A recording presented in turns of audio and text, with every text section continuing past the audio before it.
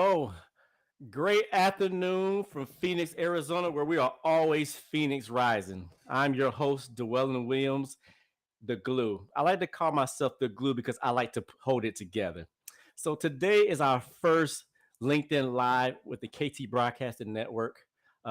It's Sunday Fun Day. So for my LinkedIn family and my YouTube users, I want to welcome you. I chose Sunday because I was born on a Sunday. So, that's the way, I'm the glue. So I want to put that together. So today we have a mystery co-host today. It's a gentleman that I hold dear to my heart. He's a LinkedIn connection of mine. Uh, he's actually, I consider him a mentor. So all the way from California. Hey, Angie Perkins, I see you, honey. Hello. All the way from California because I'm representing LA for this gentleman. If we could bring our mystery host in, that'll be perfect. So, my man, where are you at? Ladies and gentlemen, this is Richard, the Innovator Cabrera. Richard, my man, how you doing, brother? How you doing? I'm good, Dwelyn. How are you doing today on this happy Sunday fun day, right? Oh yeah, man, I'm doing excellent, man. So I just told the audience that you and I, we met on LinkedIn. I remember when you and I first met. We met in Las Vegas at a well-known association for technicians, led by technicians, and it's always fascinating whenever you meet someone from your LinkedIn. Hey Anthony Reed, how you doing? How you doing? So you know, I was ecstatic about meeting you. I heard so much about you, and I remember you had that cool blue suit on, man. I remember that, brother. So you was cooler than a polar bear's toenails. That's what I can always like to say. So Rich, you have an amazing story to share. You have so much to tell. That's why we refer to you as the innovator. And our audience, y'all gonna know why Rich is called the innovator. You'll know that in other shows because this is not our only show. This is one of many, and as you well know, this is the Rich and Dwelyn show. So be looking out for us, possibly 2 Sundays a month. And if you're interested in being a guest for us, reach out to us both. So, Rich, tell everybody about how you're feeling, what you're doing, and then what I'm going to do with you is I'm going to introduce you to a young lady who she has a story as well, and she's a fascinating young lady. So, tell the audience, how you're feeling, brother. I'm feeling great, and I'm really excited about being able to be here with you and work on this show together and really Right. kind of solve some of our problems out there, right? Like I know that Yes. there's a lot of things going on out in the renal community, Yes. and it's important for us to spend time talking about some of these things and not just to beat people down for not Right. doing well. Like we get enough of that during the week. What I really like to see us do is really open up the floor to other people, to Yes. ideas, and to Yes. to hear what people have to say. And so I'm looking forward to doing this with you. These Yes. shows coming up, and I'm excited about our guest today. Oh yeah, man. And to piggyback on what you said, ladies and gentlemen, that's correct. We want to use our platform for something positive. I mean, we're at the Kidney Trails. We're definitely not in the business of discrediting or putting people down. I always say, and I live by this motto. I remember when I lived in Las Vegas and I worked for a well-known company, and my manager told me, she said, "Dwelyn, don't come to me with a problem unless you have a solution." And that's what we want to do on this show. We want to address issues and problems, but we also want to come up with with solutions, so therefore we can help the world. It's not about this person, that person. It's about everybody. Hey, that's why I chose Sunday, because like I said, I'm the glue. I want to keep it together. There you go. So, ladies and gentlemen, some of you may know this young lady. Very few probably don't. This woman is also dear to my heart as well. So if we can bring in Miss Alexandria, aka the spicy one, aka Dr. Spice, aka holistic goddess, aka Hey Familia Rosa. Let's bring her in. Oh, hey, familia. What a great intro. Did you like that? Did I do good? You did great. Thank you. Okay, Thank you. thank you. Thank you.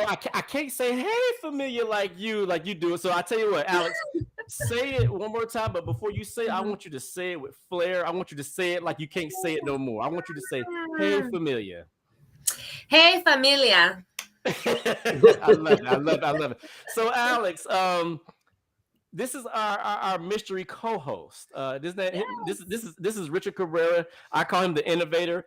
And later on today and in the shows, we're gonna know why he's the innovator. So Yes. Richard, this is Alexandria. Man, you know she has a list of long names. I met Alexandria through LinkedIn. Alexandria, I do believe that we've been LinkedIn friends for about less than a year, but so much has happened in a year, correct? Crazy amount of things have happened in 1 year. Yes. That is correct. But I want to say that we want to thank you for taking time out of your busy schedule on this Sunday. I appreciate you. But with me, I don't want to talk too much. I'm here to play devil's advocate here. So, Mr. Cabrera, he does not know much about you. You don't know much about him. So let's take it back to the beginning. But before you do that, this is March non-madness. And what I mean by non-madness is that March is National Kidney Awareness Month. Yes. The color is green, so we want to go green for life. And in spite of that, World Kidney Day, ladies and gentlemen, is March 10th. So I don't know if everybody's aware of that, but Alexandria, and I'm gonna let you start, and I'm gonna let you keep going. 3 days after March 10th, what is that day? Why is that a special day? Because it is my birthday. My birthday's on March 13th. All right. Happy birthday. So I'm going to let you and Rich take it away. So Alexandra, tell the world how you started, who you are. And because Rich, he doesn't know nothing about you, but today I want him to know as much as possible. Right. He about to know. There you go. Yeah, so really nice to meet you, Richard. I really appreciate it. You are in fabulous company here, honey. Let me tell you, it is a great familia that we have here. It's fantastic. And yeah, we connected on LinkedIn, Dwelyn and I, and Anthony Reed and the whole Kidney Trails team like a year ago. And it feels like so much longer than that, doesn't it? It feels like we've known each other for so long through that before, so much longer. But I am from Ohio. I live near Cleveland, Ohio, and I've been born and raised in this area my entire life. I'm Latina.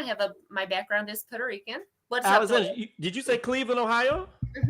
Oh, okay. All right. Keep talking. I got something for you. Yeah. So, and what else? So I'm a registered nurse currently. I see that hat. There you go. Yes. You're not going to see those anymore, right? Because they changed the logo and everything. That's correct. But I'm a huge baseball fan, though. I love baseball. I absolutely love baseball.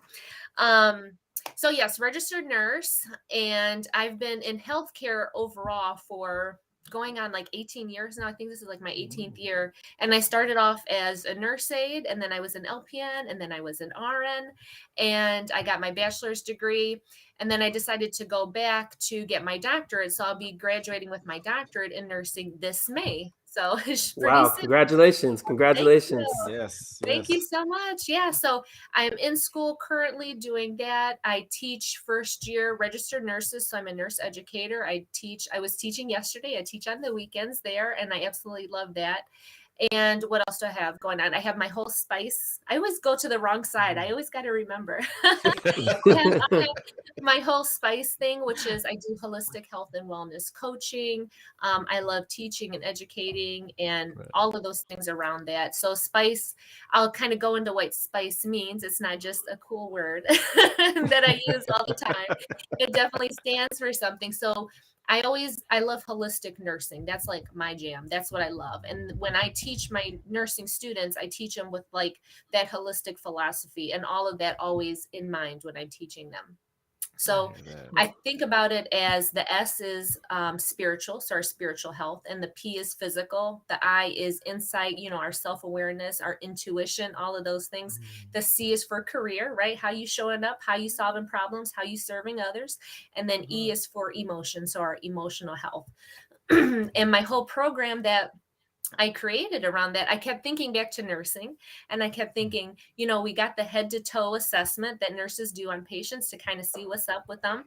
And I said, Spice could be like the head to soul assessment for people. Let's get you a head to soul assessment, and let's see what's going on with you in a holistic way. And how it all came about was working so long at the bedside. I kept seeing, we're seeing patients all the time, and we're fixing them up, and then we're telling them this long list of things to do, like reduce your stress and eat healthier and exercise and do all these things. But we're not providing them like the step by step. How are you going to do this in real life situation, right? Because we got families, we got jobs, we got dogs and cats, we got things going on. And it's like, how are you going to do that in the real world when we leave you? Because we legit spend like 20-30 minutes doing some education at discharge time, and then it's like, see you later. And so I wanted to start showing people the how to do things, the practical tips. And I started going back to my life. And, I've had health challenges. My dad passed away suddenly when I was back in LPN school, and I was raising 2 little kids at that time. I've got 3 kids now, but at that time they were 3 and 1. Ooh. And I was living with my dad, and he had had a really bad stroke and a heart attack, and his wife at the time ended up leaving him, so he came to live with me. So here I am, 20 some years old, trying to get through LPN school, raising 2 little kids, trying to be a wife and a mom and a student and all the things. And then he passed away suddenly, and I was like, oh my gosh. And so I had to do so much work to get through that, and then to support myself going forward, and then to continuing on with school, and then continuing on with my RN degree, and so many things, and health challenges. I went into heart failure, and I was really overweight, and so I lost like over 70 pounds, and I was on a bunch of medications, and I was like, this is just not the life for me. This is not what I see for myself. And so I did so much work in the physical and in the spiritual and in the emotional, and I did all of that. So I wanted to put all that together to show people that there is a how. Like, you can do this, you can heal yourself in a holistic way, you can support yourself, and giving people the tools and the strategies so that if you are a mom or a dad, or if you're a nurse or a teacher, or you're influencing other people in some way, you can't really serve others if you're hurting, and if you're not doing too good yourself. How are you supposed to show up for these other people? So I really wanted to empower people and show them the tools and the strategies to work through that, so they could be a good version of themselves, so that way they can go serve others, so that they can in turn uplift them, so that they're better versions, and create a whole good ecosystem, a whole good familia around it. That's awesome. And that's awesome. No, and I find so many parallels in my own story, and hearing you tell your story. I'm not too different. I mean, I started out in the dialysis industry at 21 years old. I started out as what they call a reuse tech. And so, and that was something like entry-level position. That's probably one of the worst jobs you can have in a dialysis clinic. But I knew that wasn't where my story would end, right? I knew that I had a path, and I was going to be, working towards something. And it, you put in the effort, you put in the hard work to get to where you are today. And I'm not too dissimilar from that. There's definitely some value to, coming up from the bottom up, right? You learn so many things on that path. Like you, my dad also ended up getting sick and ending up on dialysis. And I had to be an advocate, not just an advocate, but a care partner for him as well. So, I mean, I can understand that struggle, because it's the balance of your own life, like you said, having your kids, having to take care of a loved one, and still having to provide, right? So those are all things that I can totally relate to, and understand your struggle, and how, I think something that's really, really similar here is that it sounds like you, and correct me if I'm wrong, but it sounds like you got on your path because of things that happened around you. Like, you found your passion for what you do because of the things that you experienced, right? I think a lot of people sometimes think that you're just waking up one day and become passionate about something. Right. People don't really realize that the driver behind that passion for what we do really comes from our life experiences, right? So, I mean, am I correct in assuming that that's what kind of put you on the path to where you're headed today? I actually really love that you said that, because I had not really thought about it in that way. And it's really interesting that you said that. But now that I do think about it, it 100% is correct. 100%. Yeah, because I found that too. And I think that, the cool thing about it is, I always tell people, like, I've been in this industry for 26 years in dialysis and working, and and I'm currently in LVN, because out in California we're LVNs, not LPNs. Yeah. But, I mean, what I learned is that, like, going through the struggles I went through with my parents and having to take care of my dad and really kind of, going through that whole situation made me want to help others more and more, because, I can honestly say this, and I've told Dwelyn this before. It's like, when I worked in dialysis before my dad got sick, I felt like I was working with furniture, not people. Right. And shame on me, right? Because I didn't see them for what they were until it hit me at home. And once it hit me at home, I walk into my clinic, and all of a sudden everybody in that room is somebody, right? Exactly.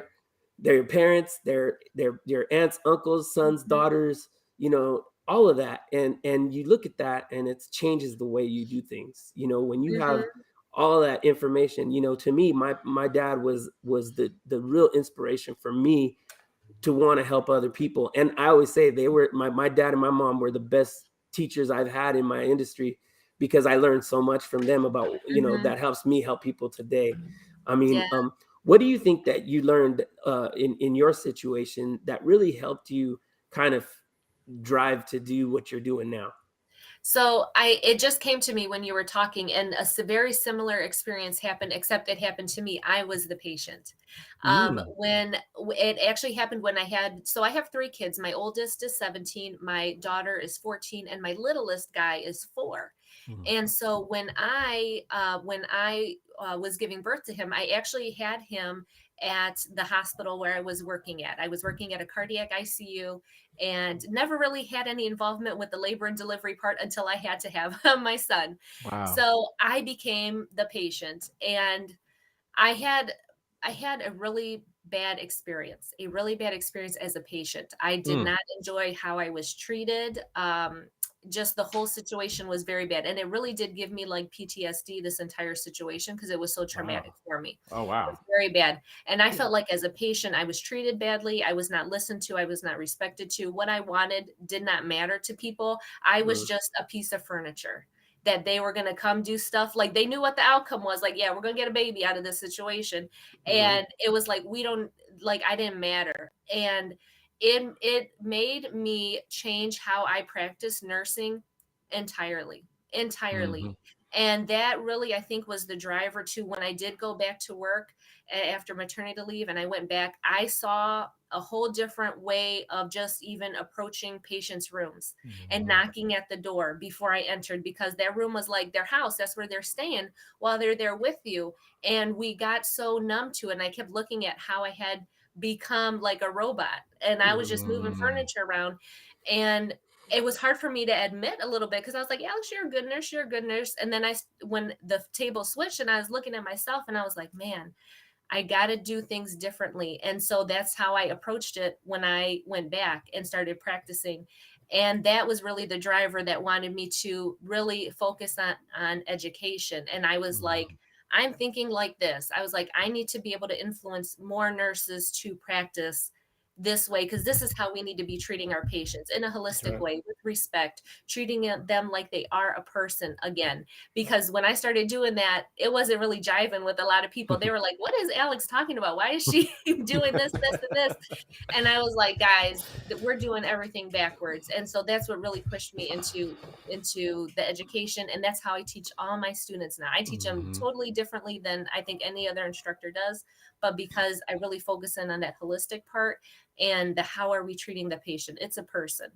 And this is how we need to change how we're thinking. Yeah. Yeah. No. And, and I totally agree with that. And I think that, I try to say this, and I don't know if this is a coincidence, but it's like, I always approach everything I do in a holistic way, in the sense that I'm looking at the whole situation, right? Like, when I walk into clinics to work with people, I want to know everything I can about that particular group of people I'm working with, whether it's nurses, physicians, patients, whoever it is, because I think the key to understanding how to do a real good job with taking care of people is to really understand who they are, right?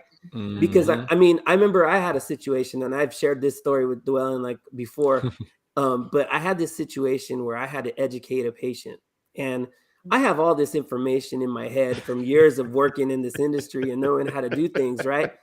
And I go in there and I go to talk to this guy, and he's a new patient, new to the clinic, and he's sitting there, and they always, patients come in when they're new, and you really sometimes can't read them. Sometimes they're scared, sometimes they're nervous, then sometimes they're very stoic. They just come in with no expression, right? That was this man, and he was, one of our fellow Latinos. He was in there watching TV. I sat down. I said, "Can I talk to you for a minute?" And I went on for about 25 minutes talking to him about all the benefits of what we could do for him and how we could help him and do all of this stuff. And then the last thing that I had to touch on was, by doing a certain type of treatment, the last thing, again, it's the most uncomfortable topic to talk about, it's improving sexual function. And so I save it for the last thing because it's, getting in my own way. I'm uncomfortable talking about that with the guy that's, like 60 years old. And here I am, this 30-something guy trying to talk to him about this personal issue. And I said to him, and before I walk away, I need to let you know that if that's an issue for you, you might want to think about this. And his eyes widened and he looked at me. He hadn't looked at me the entire conversation, and he looked at me and he said, "If you had just started with that, you wouldn't have had to sat for here for the last 25 minutes and telling me all that other stuff. I would have been sold." And I thought about that, and I'm like, I came in here and dumped all this garbage on this guy, never asked him one question. So I think that's one of the things I really like about what you said. It's like really understanding people and understanding what's important to them. We don't do that enough in our field, I think. Right. Exactly. Right. Yep. And so I guess what is your best, what is the best question you can ask, what you would recommend to anyone trying to figure out a situation or a person? What's that best question that you would ask them, coming into a situation like that? Like a healthcare, like if I was going to see a patient or I always, what I found has been important for me in most of all my settings has been, what is kind of what you just said, like, what's important for you? Like, if I'm talking to the patient, like, what's important to you? Like, what are your goals? Like, what do you want to get out of this? Like that, sometimes that can just open a floodgate of things, because a lot of times where with the patients that I'm dealing with, we've got, chronically ill patients or very elderly, 80, 90-year-old patients. And I'm in like a critical care setting, and it's like, we're getting ready to do all the things to patients. And I'm like, before we even start, is this really what you want? And I did hospice nursing for years and years. I absolutely loved it. And you see all different ages in hospice. So you see some younger people, and sometimes you can look at them and be like, why do they want to be on hospice? Like, don't they want to do this and do this with their life and try this treatment and try that surgery and try that medication? And it's like, that's not their goal. That's not what they want. So just opening with that question, and just like you said, getting to know your patient. What do they care about? What do they want to get out of this? Because you might, just like you did, you just might want to drop all the moms on them and let them know all the good stuff and all the benefits. But if they don't care about it, then they don't care about it. So speaking directly to what the patient wants and what's important to them, that's what I find is like the best thing. And I always tell my students, I'm like, just talk to your patients. That's what the first thing I tell them. Just talk to your patient, get to know them, and talk to them like a person, because they are a person and they've got goals and they've got fears, and they will talk to you if you talk to them. Just don't go in there and start doing stuff to them.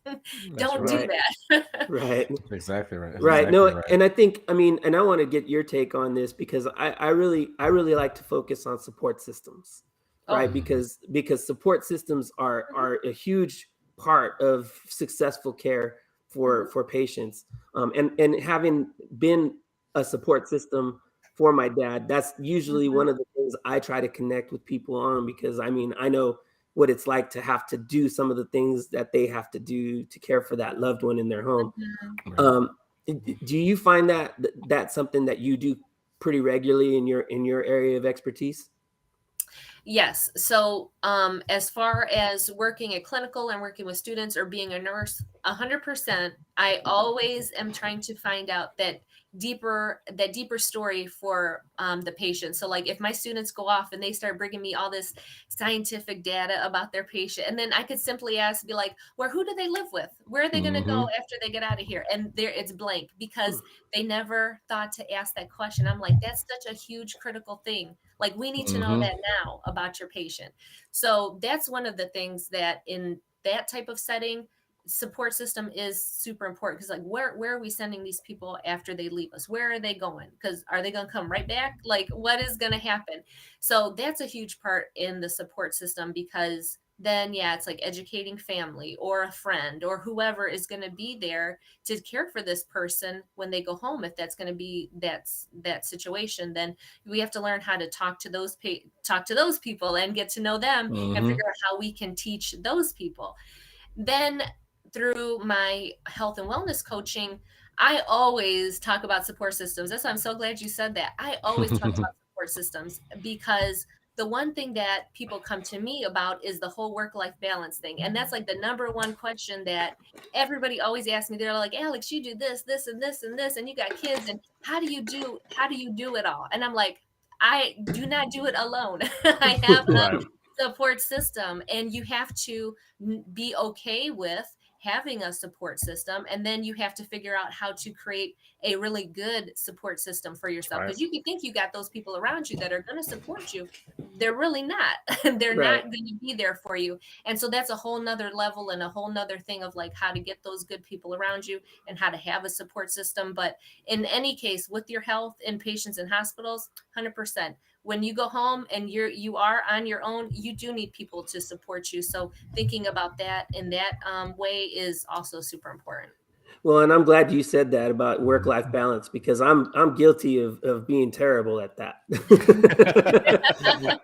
I think we all are. That's what I was going to say. I think we all have a little bit of struggle sometimes, because, people like us who are always trying to innovate and try to do things different or take it to another level are constantly, I think about things like on a lot of levels constantly. I don't even sleep well, because when I'm dreaming, I'm thinking, I'm trying to figure out, solve my problems and figure out, right? and I swear to you, there was once a time where I was half asleep and I got a phone call from work, and one of the techs needed to know how to deal with a certain situation on a machine, and I'd walk them through the problem, and I don't remember ever having the conversation with them. So, so that just tells you my brain does not ever turn off. It is on all the time. And so that can be exhausting. So I'm glad that you express that, because I think it's important. It's something that we don't always give ourselves the allowance to have that balance. And I think that you're right. That's something that if we want to be really effective at making a difference and doing things differently than it's been done before, you have to give yourself that downtime, right? So what do you like to do with your downtime? Just to give us an idea of things that might be good for the soul. She don't do it. She doesn't have any downtime. Oh, you know what? I could totally not have downtime, but I actually have.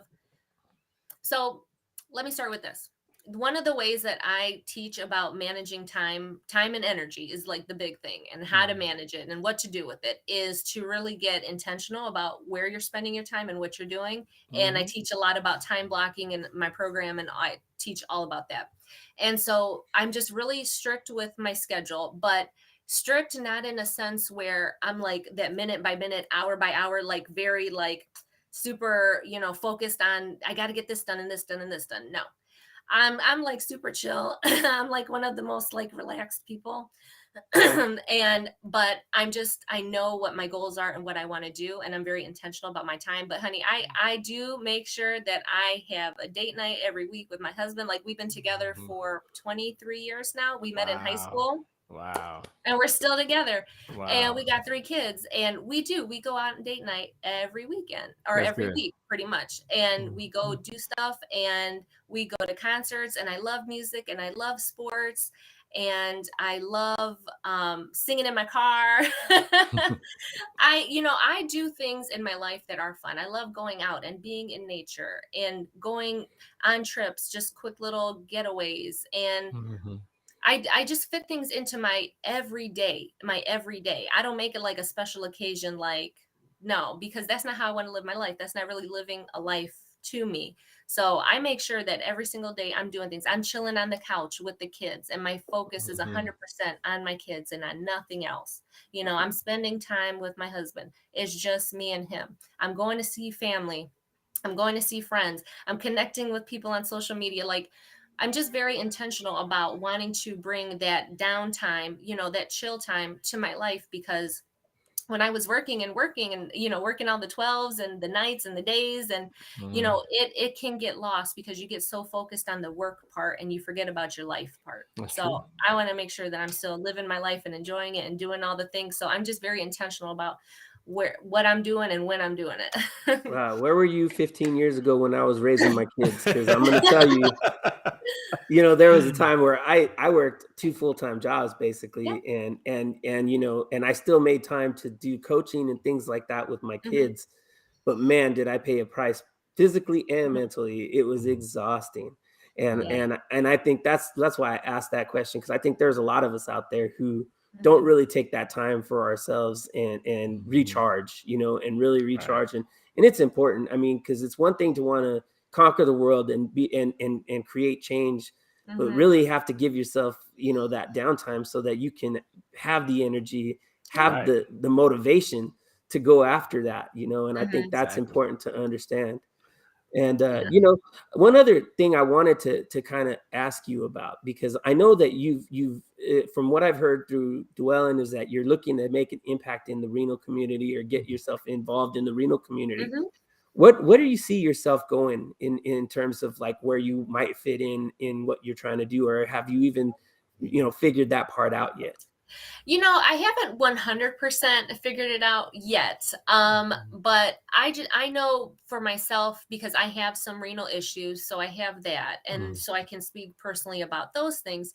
And then just all the patients that we've had who are dialysis patients that we get in the ICU, and you're the nurse, but you're working with the tech, and then you have your patient that you have to treat dialysis patients a little bit differently. Like, they got some special things we got to do for them that we don't have to do for other patients, and restrictions and things that we have to keep in mind. So they're a very special type of group of patients. So anytime I have students, I love having them watch. Like, just this weekend, we had a bunch of dialysis patients, and, looking at fistulas and listening and looking at, fluids and all of that kind of stuff. So I love being able to teach about those types of patients, and they're very like visual. Like, there's so much to learn. And actually, shout out, and this person probably will never hear this, but I'm gonna put it out into the universe anyway.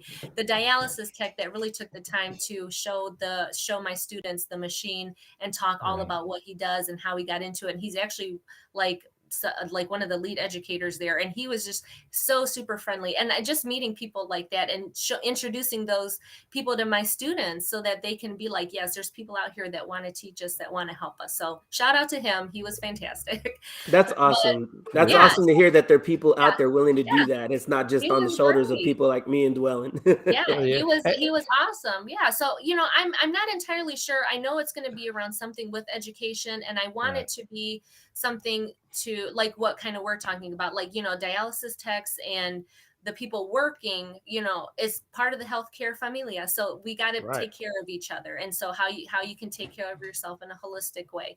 And then with the patient side of it, with people that have chronic kidney disease or have had kidney transplants and all of that, just providing like that nursing perspective and that education health wise, I like to provide that as well. And then kind of showing them the coaching side of it too, of like taking care of yourself and managing stress and anxiety and taking your medications and making time to go see the doctor and all of that, and how to balance that into a real life. Because probably you're a mom, you're a dad, you got things going on, but you still have to take care of yourself and be okay with, I got to take care of myself because I got people that depend on me, and being okay with that. So that's kind of, I'm trying to get it together.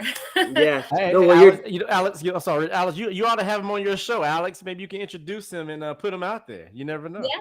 Yes, I know, right? Right. No, and I was going to say that. I was like, because there's opportunities here. So, just because just so you get a little bit of background on me, if you don't know me, who I am, and for the listeners out there that are all attending today, I've been, like I said, 26 years in the dialysis industry. 15 of those years have been in home modalities. Nice. So I've spent the last 15 years really trying to educate patients on the benefits of home, kind of where I was talking about with my story. But I think the challenge for me is figuring out how to get upstream with a lot of this information, because my biggest challenge that I've seen is like you said, is finding people willing to provide that education in the beginning.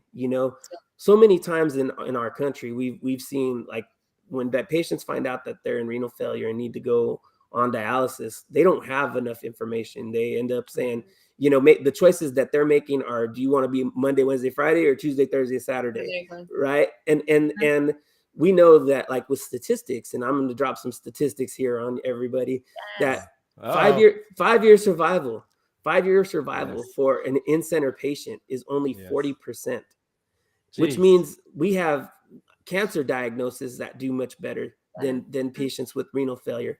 So that's been, to me, like a big mission. I want to understand, like, if 40% 5-year survival with an in-center treatment, how is it that 88% of our patients are doing in-center dialysis instead of home modalities? And the funny thing about that is, when you look at some of the surveys that are out there, they talk to doctors and nephrologists and nurses that are in dialysis and ask them if they had to choose a modality for themselves or for their family, what would they choose? 90% of the people said they would choose a home option. That's right. Yet 88% of our people are actually in the centers. Yeah. So, I mean, how would you approach that kind of hypocrisy? Because, the lack of a better term, that's really what it is. We got to own it, right? Yeah, it is. It's the education part of it. And it's letting people know the options that are out there to them. And then making them feel comfortable with this decision. And, like, because I think it can be very overwhelming for most people to be like, well, now I got to do this at home. What? You want me to do that? No, I don't need to do that. Like, you can do this, hyping them up. Like, you can do it. This is such a better option for you. And I think just that education part. We need more people being like us that are going to educate, and like Dwelyn and Kidney Trails and all the people involved with this, just to be more vocal about it and just to educate a little bit more. Hey, let me cut you off. We want to give a shout out to the comments. As Angie Perkins, she's in Rhode Island. Angie says, "Hey, Mr. Williams. Hey, Angie, how you doing?" I met Angie in Boston, Massachusetts, at NKF. We got Mr. Anthony Reed in the building. He is running the show. We like to call him Anthony Ant Reed. Yes, my man. And ladies and gentlemen, and those of you, and Alex, we have a special guest next week. My main man out of California, Inglewood, up to no good, Mr. Philip Jones. He says, family, what's going on? Ladies and gentlemen, Philip Jones is one half of A Second Chance, along with Tafaro Cook. If you haven't checked this show out, those gentlemen are doing amazing. They're doing such amazing things. And my lovely young lady, I love to call her, she's gut-brain-tastic. Her name is Krista Samimi. Krista, how you doing? We are definitely on the road to the virtual summit. Also, we have Janine Vallejo. Home education is so important. Janine, you killed that fly with a sledgehammer. That is awesome. That is great. Thank you so much for the comments. Keep the comments rolling. Share our content and share our show. All right, back to you guys. Yes. Yes, so I know it seems like you would have a great place to really tie in what you're trying to do here. I think honestly, I already think of some ideas. You and I are going to talk offline, because I have some ideas where I could probably open up the door for you and get you in to talk about some of this stuff, because I feel like it's important. I don't think we have enough people, especially people at your level, like you said, having some renal issues.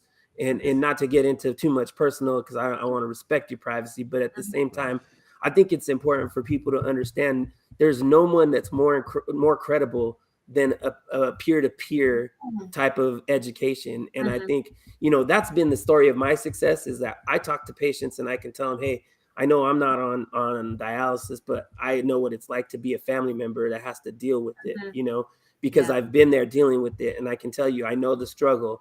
And that's where I've really found a lot of my sweet spot, is really trying to make sure that I can relate to those patients. I mean, in those situations, I mean, if you were, like you said, you were at the hospital level sometimes, so you get exposure to patients before they even get to us at the clinics.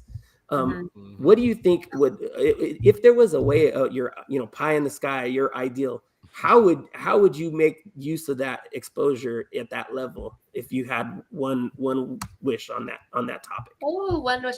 Well, I've gotten so much into doing the live streaming and doing podcasts now, and I really feel like the whole live streaming is such a great way to connect with people, because it's like, it's you, and it's not like you're reading a booklet or watching some educational video. You're like talking and learning from a real person.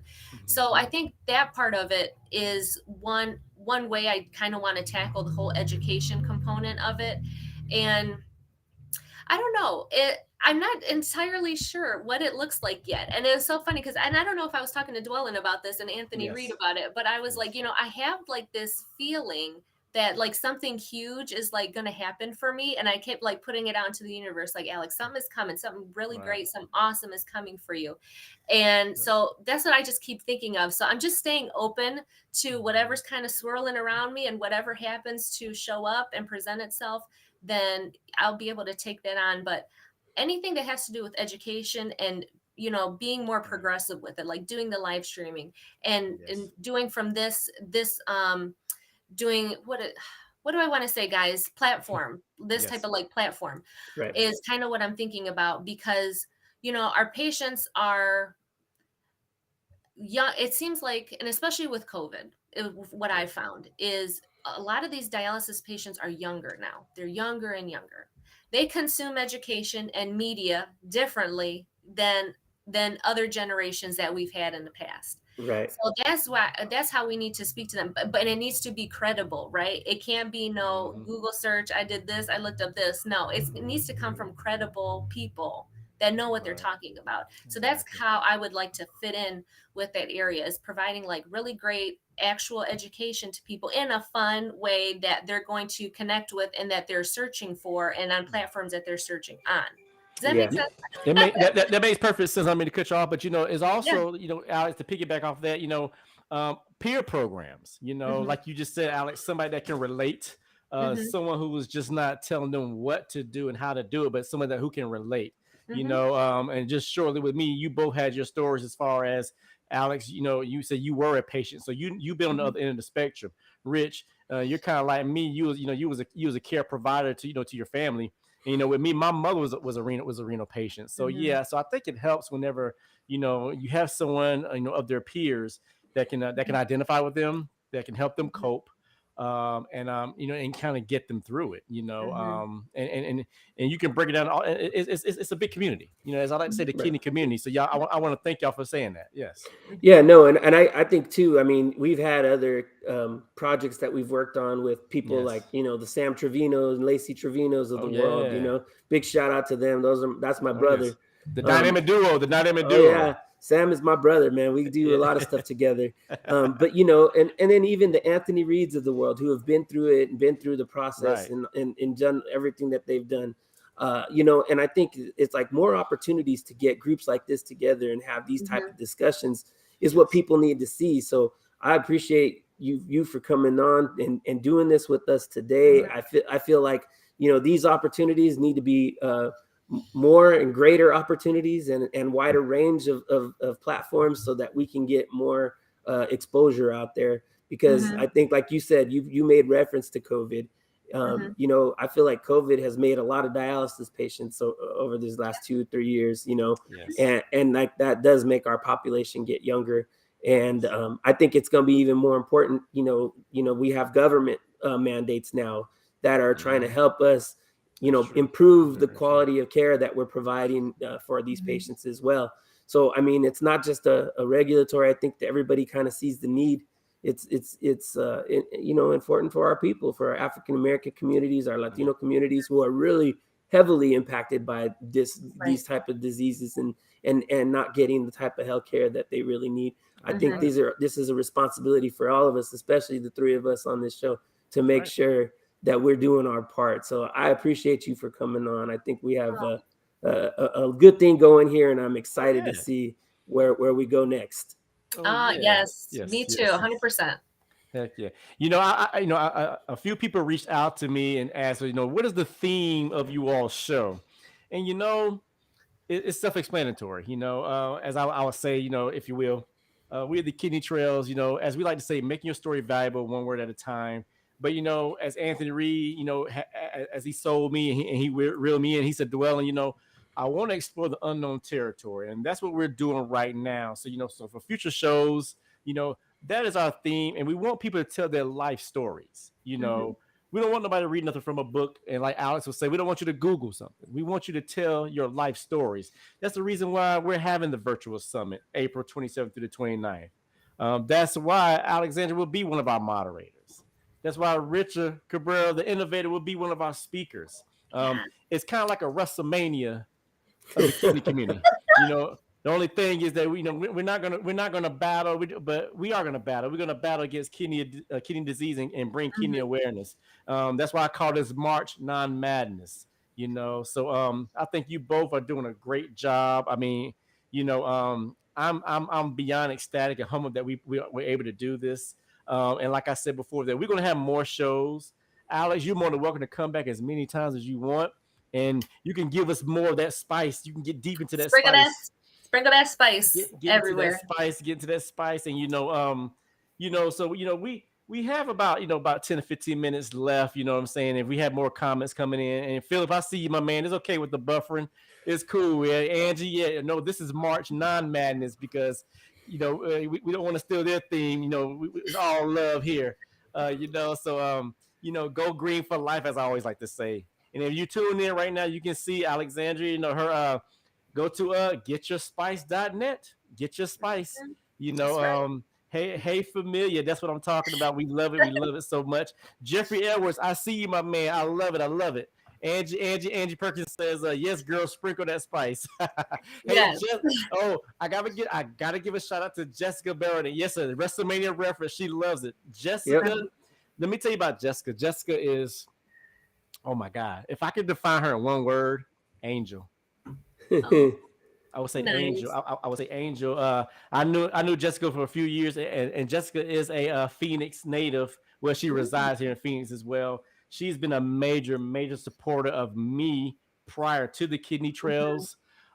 She is definitely a supporter of the Kidney Trails through H&S Technical Services. Man, I'm telling you, she is phenomenal. And if you haven't connected with Jessica, please do. If you're not a fan of H&S Technical, I don't know what your problem is. I don't know what you're waiting on, so definitely connect. And those of you commenting, if you're not connected with anybody, connect with us and connect with them as well. And anybody interested in being a guest, hey, reach out to us. So YouTube, we still got what, 10 minutes. So, how about, y'all want some closing remarks? Is there something you want to tell the world?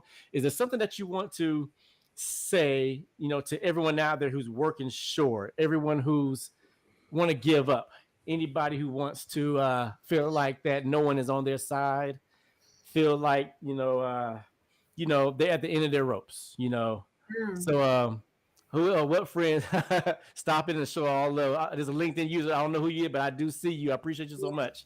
Let's dig a little deep, and we let people know who we really, really are. I mean, y'all can ask me a question, or y'all can keep going.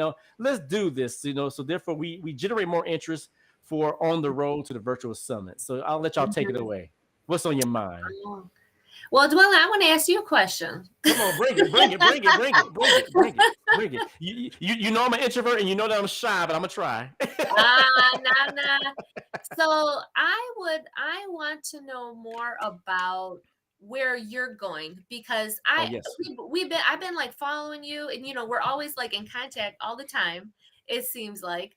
And well, it is. It's not like it seems like we're like messaging all the time, but I want to know, where are you going? Because we never got to have an actual conversation together about like what's next for Dwelyn. What's he working on? What's the next big thing? What's he calling in to happen to him? And I would love to know more about that. Oh, well, man. Oh, let me stretch. Let me stretch. You know, before I address that, that LinkedIn user was Mr. Mike Morales out of Bellflower, California. Dialysis Education Services. Please give them a shout out. Please visit his website and reach out to Mike Morales.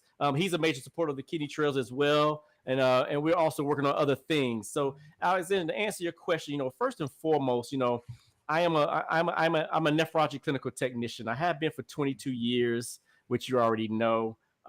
When I became COO of the Kidney Trails, you know, when Anthony Reeves reached out to me and said, "Hey, man, I want you to be a COO," I was like, "Who, me?" I was looking around, but we was on the phone and we weren't on Zoom. So, you know, where I'm headed, you know, is going to be endless, you know. And speaking of Mike Morales, he told me years ago, he said, "Dwelyn, stick to your agenda." My agenda is, you know, as I said, I call myself the glue to bring people together, to bring things together. You know, so the list of things on my menu, you know, kidney trails. I'm actually writing 10 other graphic novels that we posted on the kidney trails.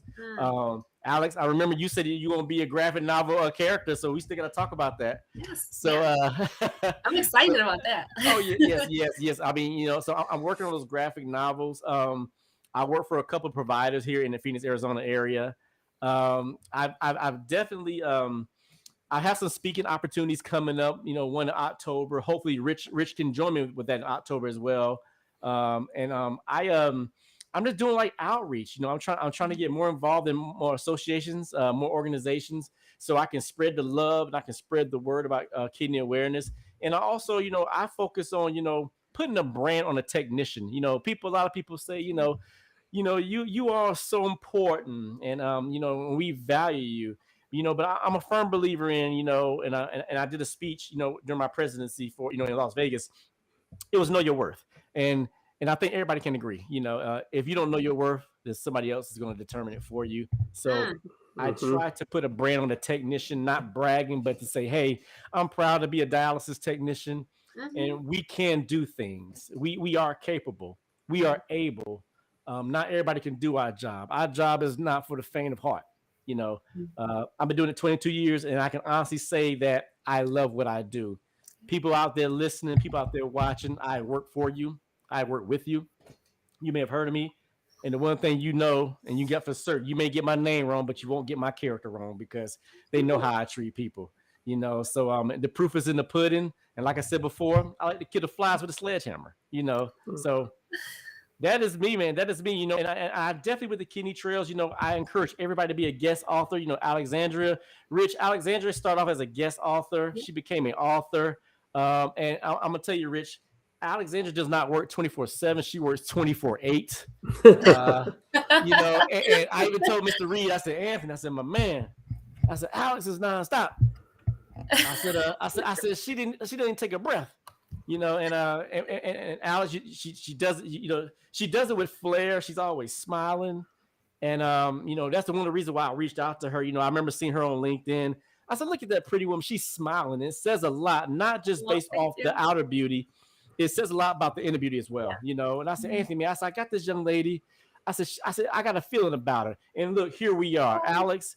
Since we connected, you know, I've noticed that you have grown. Not to say that you weren't grown before, but I've seen you go beyond the stars and above the clouds. And you know, we want to thank you for being on this show. And you know, and the pleasure was all ours. The opportunity was grand for us, Rich and I. And you know, we just hope everybody tunes in for Rich and myself. You know, because we got a lot more in store. You know, so this is not the end of us. This is just one of many. You know, there you go. Hey. Yes, and you know, everybody, for Rich and I will be in Las Vegas. What is that, Rich? During the week of the 21st through the 26th. Yep. So I'll be there on the 22nd. Yeah. Yes, and also if everybody out there know that I'll be broadcasting live from Las Vegas that week. So I'm probably going to do 2 shows. You know, so it doesn't just have to be Sunday fun day. You know. If anybody who knows me, I'm all over the place. You know, I mean, I'm an opportunist. I mean, I'm an impulse guy. So, you know, I may say Sundays, and then I may say, hey, we're gonna do a Wednesday. We're gonna do a Tuesday. So, you know, you gotta keep that spice going. Is that right, Alex? You gotta have that spice in there. You really do. You really do.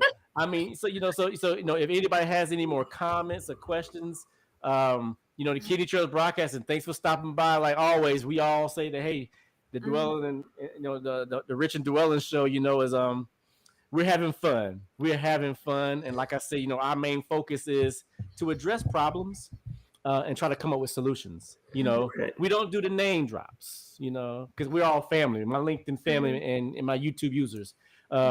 We want to help everybody. That's why I call myself the glue. Y'all, let's put this stuff together. Let's bring it together. Let's bring it together. So, any closing remarks for you two before we head out? I mean, is there? I tell you what.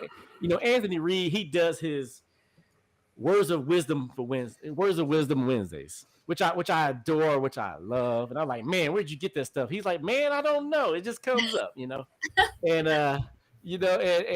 and so, how about you two? Is there a theme that you live by? Is there a favorite song that walks to your beat of drums?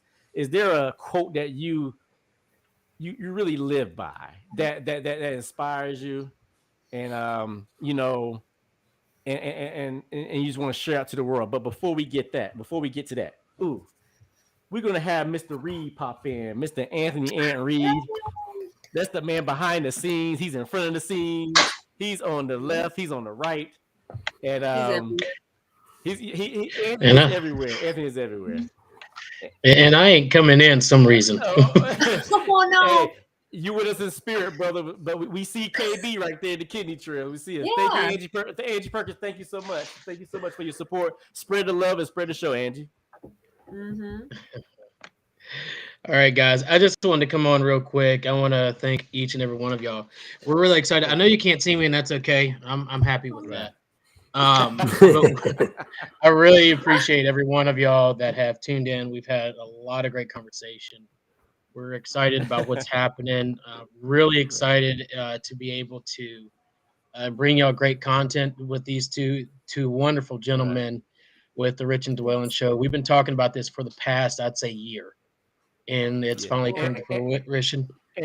And I've been the holdup. I apologize. It's okay. We've all had, but look, to all the audience out there, we want to thank y'all for stopping in. As y'all mentioned, all the different names, we've been looking at the comments. We're just really, really excited and humbled that y'all came in and that y'all come in and look for great content for the rest of the, whatever type of shows we got coming on. We're just really excited. But that's it. That's all I wanted to say. Sorry to interrupt. Right. Y'all take it away, no guys. Problem. No, I got one. We got 3 minutes, man. So go ahead, Rich. I'm sorry, brother. 3 minutes. No worries. My one thing I would say I want to close out with is just remember that everybody is somebody. You heard me say it earlier. Really love each other, be passionate about what we do, and take care of each other out there. That's right. I mean, you're definitely right about that. I remember Sam Trevino said to me in Boston, him and Lacey Trevino, his wife, and I remember Sam said this to me. He said, Dwelyn, he said, they're not patients, they're people. And anybody who knows Sam Trevino, man, I love that guy, man. He is awesome. He's awesome. And he has that calming voice and that calming soul that could just like bring you down and like, hey, and ever since he said that like 2 or 3 years ago, I've even referred to my patients. I would say, individuals. I got to the point where I kind of despise saying patients. I would say, individuals. And I tell my individuals, I said, they said you provided my care. I said, no, we work together. I said, we're teammates, so like my closing arguments is, hey, be kind, be nice, be worthy, and what I would tell anybody out there struggling, anybody out there having a hard time at work, keep your head up. We all are short, but that's no excuse. Keep your head up. You are appreciated. I want you to go back in time and think about your interview. Think about when you got that position, you got that job. You have to always question yourself. Would I hire me? Would I continue to work for me or hire myself? And sometimes I believe that we all get beside ourselves. Sometimes we get a little bit too emotional. But our number one goal and our priority is take care of our people, not our patients. Alexandra, what do you got, honey? I love that. I absolutely love that. I do. I will just finish with live your life, love your life, live every day because you never know. That's right. And one of my favorite quotes that I think about it every single day, and I just apply it every single day because it can be applied to like any situation, is to start from wherever you are with whatever you've got. Start from wherever you are with whatever you've got. And that's like my absolute favorite quote, and I love it, and I apply it to everything. And it's what I tell people all the time. And for a balanced life, just add spice. That's right. All right, we're going to close out in about a few seconds. Philip Jones, that's right, brother. I see you. Thank you so much. Janine Vallejo, I see you too. Connect with us as always. And ladies and gentlemen, as we like to say, the kidney trails, follow us along the kidney trail where the protein of knowledge never ends. Thank you so much. I salute. I'm nice. We're gone.